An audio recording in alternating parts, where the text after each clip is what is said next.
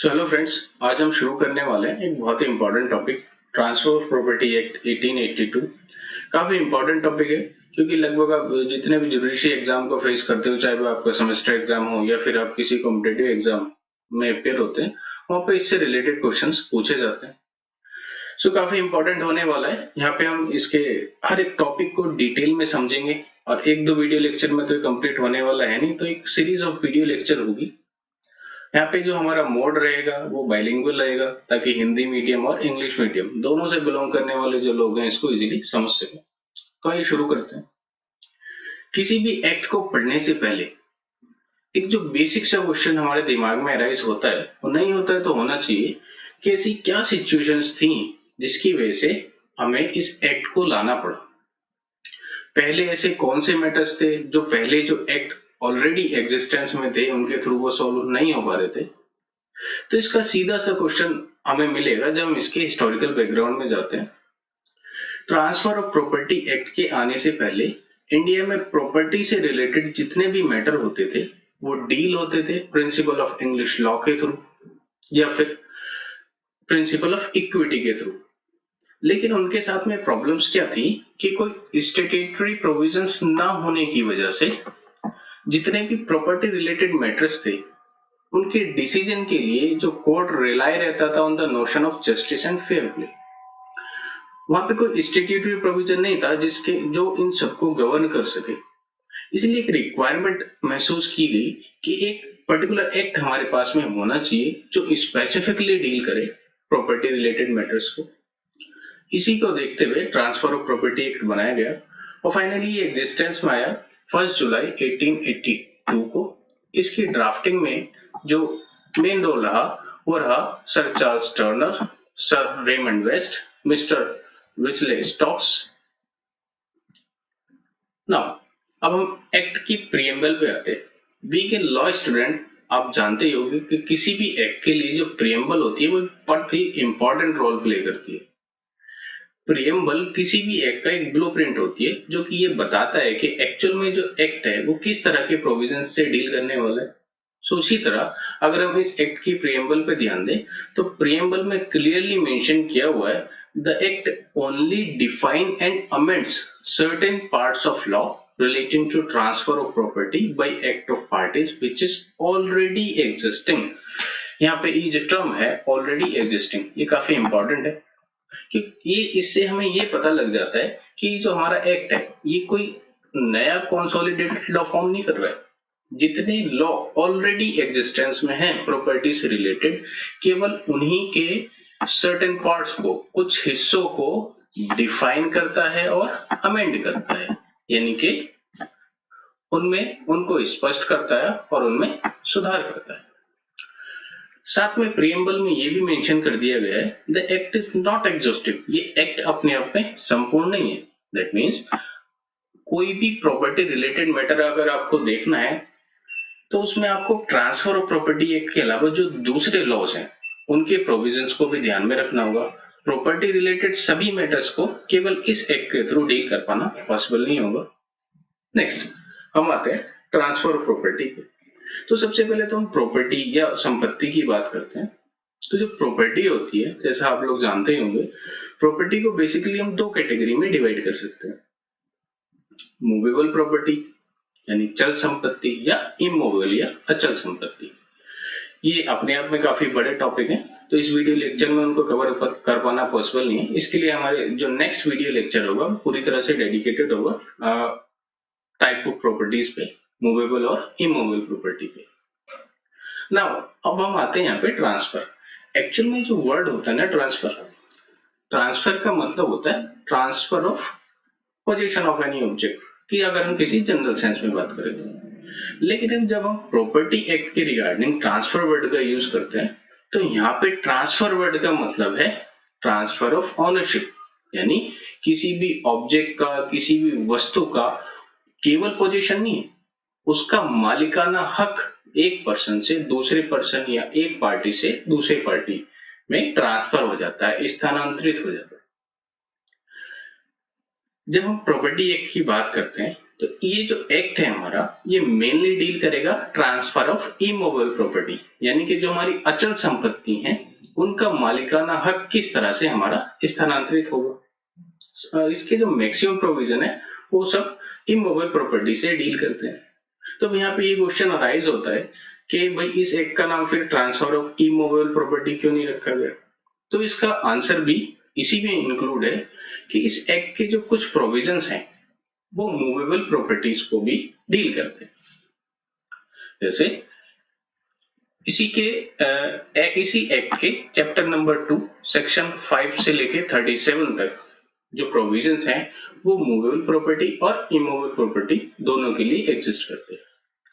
Movable property से related ज्यादातर जो प्रोविजंस होंगे वो डील किए जाएंगे by the sales of goods act, यानी कि माल विक्रय अधिनियम 1930 के through.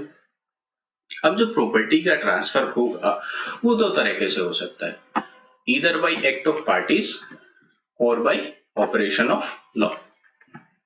Now act of parties में और ऑपरेशन ऑफ लॉ में अंतर क्या होता है। जब हम एक्ट ऑफ पार्टीज की बात करते हैं तो इसमें जो भी ट्रांसफर हो रहा है वो दो लिविंग पार्टीज के बीच में हो रहा है, तो जिसमें एक आपका ट्रांसफरर होगा और एक ट्रांसफरी होगा।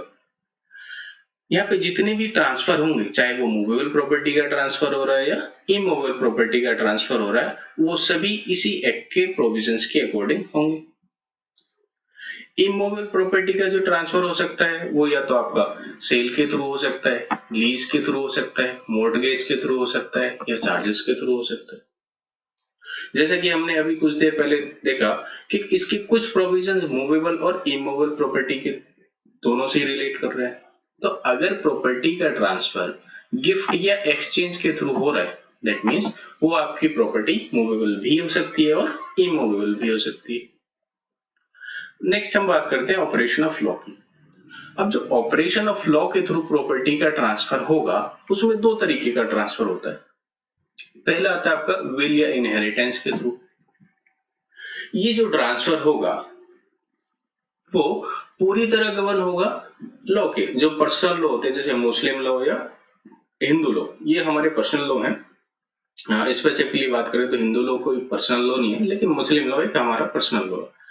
तो विल और इनहेरिटेंस से रिलेटेड जितने भी मैटर होते हैं वो आते हैं आपके ऑपरेशन ऑफ लॉ के थ्रू। दूसरे तरीके के जो ट्रांसफर होगा वो होगा by the order of court. यहाँ पे इंपॉर्टेंट चीज ये है कि जब हम विल या इनहेरिटेंस के थ्रू प्रॉपर्टी का ट्रांसफर हो रहा है या फिर कोर्ट ऑर्डर के थ्रू ट्रांसफर हो रहा है, उस टाइम पे ट्रांसफर ऑफ प्रॉपर्टी एक्ट के प्रोविजंस मैटर नहीं करेंगे। अगर ट्रांसफर हमारा विल और इनहेरिटेंस के थ्रू हो रहा है, यानी वसीयत के थ्रू संपत्ति स्थानांतरित हो रही है एक पर्सन से दूसरे पर्सन में, तो वो सारे प्रोविजन गवर्न होंगे by the Indian succession act 1925, यानी भारतीय उत्तराधिकार अधिनियम 1925 के थ्रू। इसमें ये चीज मैटर ही नहीं करेगी कि जो ट्रांसफर हुआ है वो प्रॉपर्टी एक्ट के प्रोविजंस या इंडियन रजिस्ट्रेशन एक्ट के प्रोविजंस को फॉलो कर रहा है या नहीं कर रहा है। सिमिलरली अगर प्रॉपर्टी का ट्रांसफर कोर्ट ऑर्डर के थ्रू हो रहा है तो जो भी प्रोविजंस रहेंगे, ट्रांसफर का जो भी प्रोसेस रहेगा वो वही रहेगा जो कि वो कोर्ट डिसाइड करेगा। यहाँ पे एक्ट के प्रोविजंस मैटर नहीं करेंगे।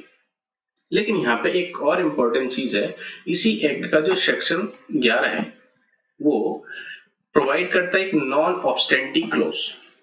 यहाँ पे जो नॉन एब्स्टेंटिव क्लोज है ये काफी इंपॉर्टेंट क्लोज है। ये एक्चुअल में हमारा एक लैटिन वर्ड होता है जिसका मतलब होता है नॉट विथस्टैंडिंग एनीथिंग कंटेन, यानी कि ये हमारा लेजिस्लेचर को एक स्पेसिफिक पावर देता है जिसके थ्रू लेजिस्लेचर उन टॉपिक से रिलेटेड कुछ लॉ बना सकता है, कुछ शॉर्ट टाइम पीरियड के लिए या परमानेंट टाइम पीरियड के लिए, जो कि इसके प्रोविजंस को के भी अगेंस्ट में हो।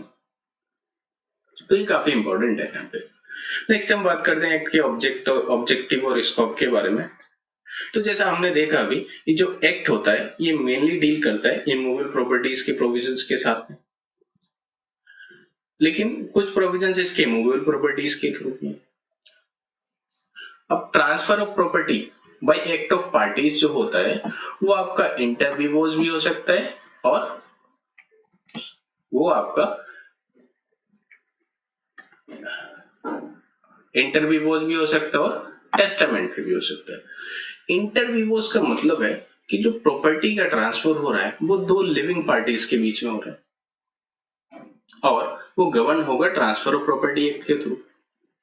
यहाँ पे ये चीज समझनी इंपॉर्टेंट है कि जब इंटरविवोज ट्रांसफर की हम बात कर रहे हैं तो at the moment of transfer दोनों पार्टीज, चाहे वो आपका ट्रांसफर हो या ट्रांसफरी हो, प्रॉपर्टी स्थानांतरित करने वाला या फिर उसको रिसीव करना, दोनों ही पार्टीज का उस मोमेंट पे लिविंग स्टेट में होना जरूरी है, यानी कि दोनों उस समय जीवित होने चाहिए।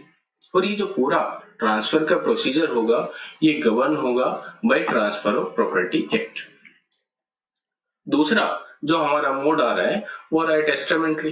टेस्टामेंट्री में ये लिविंग क्लॉज नेसेसरी नहीं होता। जैसे अगर हम बात करें विल की, तो आप लोग जानते ही होंगे जो विल होता है कोई भी पर्सन अपनी लाइफ टाइम में उसको बनाता है या अपने किसी रिप्रेजेंटेटिव के थ्रू उसको तैयार करवाएगा या अपने किसी एडवोकेट के थ्रू, लेकिन वो इम्प्लीमेंट होती है उस पर्सन की डेथ के बाद में।